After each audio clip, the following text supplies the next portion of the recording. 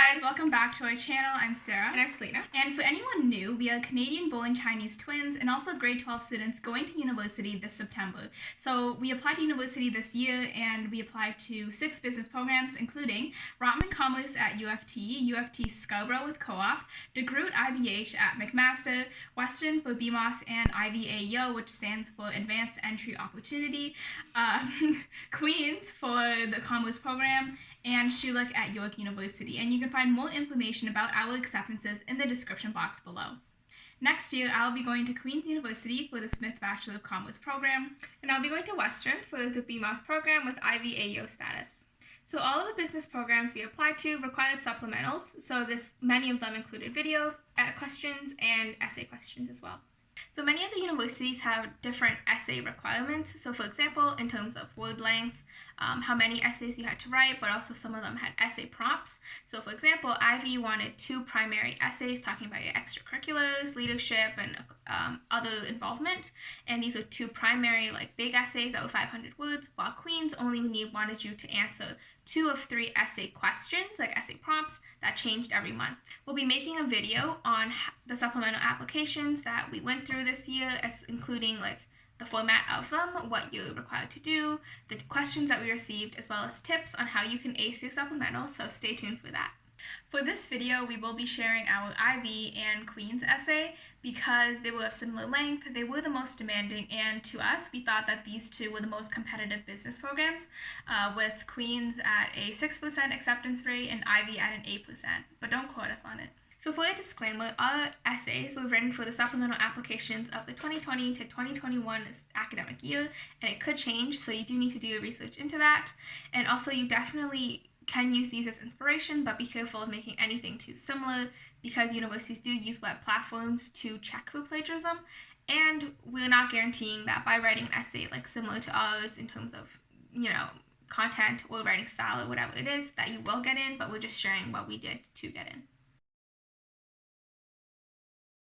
So for some background information, we both got accepted into Queen's Commerce early May, and like Salina mentioned, they require applicants to answer 2 of 3 essay questions that they change every month, so you only have a limited amount of time to write them, and each essay is a maximum of 2,000 characters, including spaces, which is probably about less than 350 words.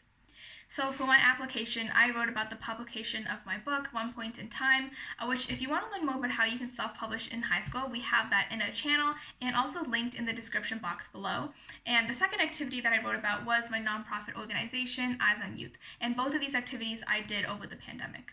So I'll be reading my book essay because I think it better answers one of the questions, and also because Salina will be reading her nonprofit essay, and I'm sure it'll be boring if you just hear about both of us. So one of my questions was, tell us something about you, background, an interest, a talent, etc. that is an integral part of your identity and why. So the maximum 2,000 characters with spaces. So let's get into it. Growing up in a Caucasian neighborhood, I was always aware of my differences, leaving class to attend English extra help sessions and eating school lunches that made me worry about feeling disconnected from my peers. I gravitated towards the show Dragon's Den because I was inspired by the bravery of the contestants who, in spite of their differences, persevered and pitched their products. In the present day, I've not only accepted but embraced my differences, publishing a book titled One Point in Time to All East Asian Youth, after witnessing the discrimination towards the East Asian population during COVID-19. With my time at home, I was able to connect with my culture more, and therefore create a collection of frivolous poems inspired by both my personal and shared experiences as an East Asian girl in a Western country. I wanted to show how diverse and rich East Asian culture is, especially during these unprecedented times where connectivity seems so hard to achieve. After conducting research, I found Amazon Kindle Direct Publishing, a platform where I could self-publish. I started writing poems that falsified the model minority myth, highlighted the lunchbox moment, and embraced foods like Yakult.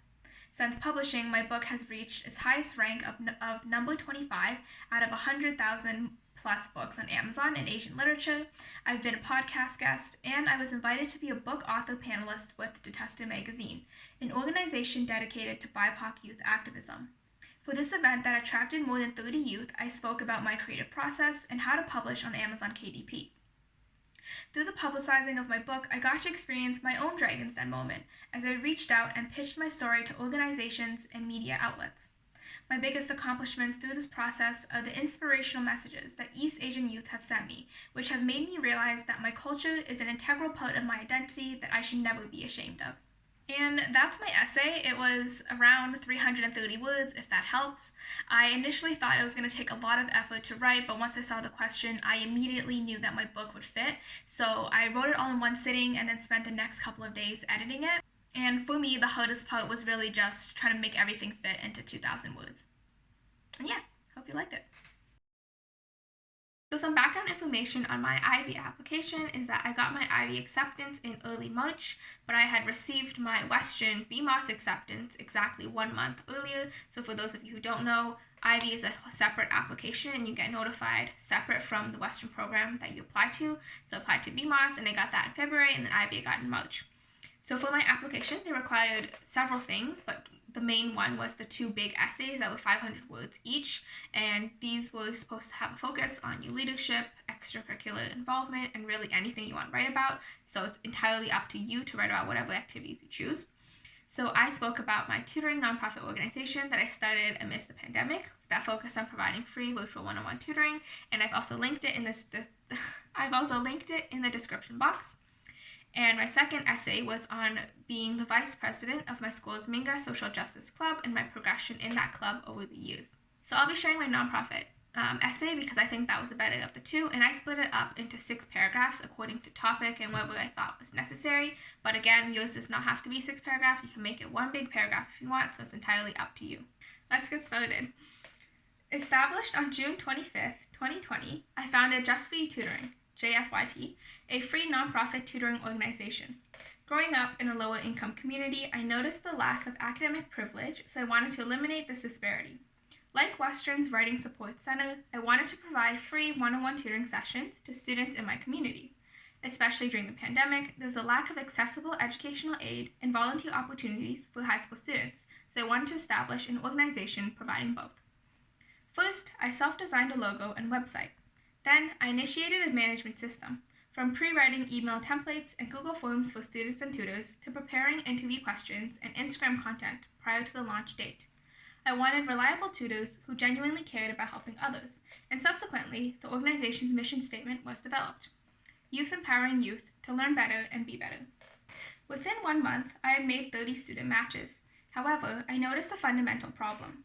The match system revolved around the personal selection of tutors based on their subject match with the student, and therefore I spent up to 3 hours every day just working on operations. By the second month, I implemented a new Google Classroom system and posted students anonymously for tutors to comment on. This system was so successful that it boosted the match rate by 200%. With this ease in matchmaking, I brainstormed new ideas to expand the organization, catalyzing the creation of the weekly academic blog, which focuses on providing tips, stories, and insights from students all over the world. I recognized with school starting in September that I need an executive team to further expand the organization. Hence, I implemented a comprehensive interview process with questions like, quote, "What are your visions for Just For You Tutoring?" and received 50+ applications for 9 spots, with the most promising individuals selected. With the new international executive team meeting bi-weekly, I delegated tasks while we got to know each other better. JFYT has since achieved 170 matches, 150 tutors, 3.6K Instagram followers, 29 blog posts, impacted 8,000 youth from 30+ countries, and created official partnerships with TNO, Toronto's largest government-funded newcomer agency, Note, a note-creating app, Harvard's Education Nonprofit Coalition, and a Live Vibe, an event service platform. I've also spoken as a youth panelist regarding my journey with JFYT on 2 webinars and initiated our first ever giveaway. This executive director role was the largest I've ever had, and I didn't just grow the success of the organization, but have empowered every member of our team to become leaders. Through successful digital marketing and SEO, it now appears first on Google search engine, despite operating on a free Wix website domain. However, my driving motivation lies in the amazing testimonials submitted by parents and students who have reaped the benefits of our services. And whether these students become CEOs or follow my footsteps, I hope they are inspired to use their abilities to help others as well. So reading back, it was pretty cringy, but surprisingly it wasn't hard to write since I did everything that I wrote about, and I was really proud of my accomplishments. I did this application first of all of the other applications because Ivey was my first choice, so my whole plan was to do this one first, spend a lot more time on it, do a really good job on it, and then base my other essays off of this one.